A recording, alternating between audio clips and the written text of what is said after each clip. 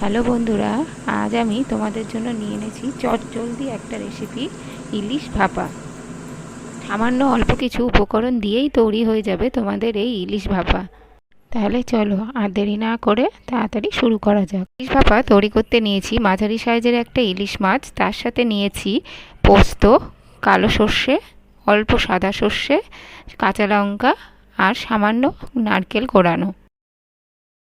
এবার একটা মিক্সার জারে কালো সর্ষে, সাদা সর্ষে আর পোস্ত আর দুটো কাঁচা লঙ্কা দিয়ে ভালো করে বেটে নিয়েছি।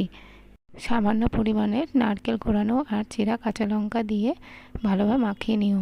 আর আমি একটা টিফিন বাটি নিয়েছি, তার মধ্যে ইলিশ মাছগুলো দিয়ে তার ভিতর পোস্ত বাটাটা দিয়ে হলুদ, লবণ, সামান্য তেল আর কিছু কাঁচা লঙ্কা দিয়ে টিফিন বাটির মুখটা বন্ধ করে গরম জলে বসিয়ে দিলেই তৈরি হয়ে যাবে ইলিশ ভাপা।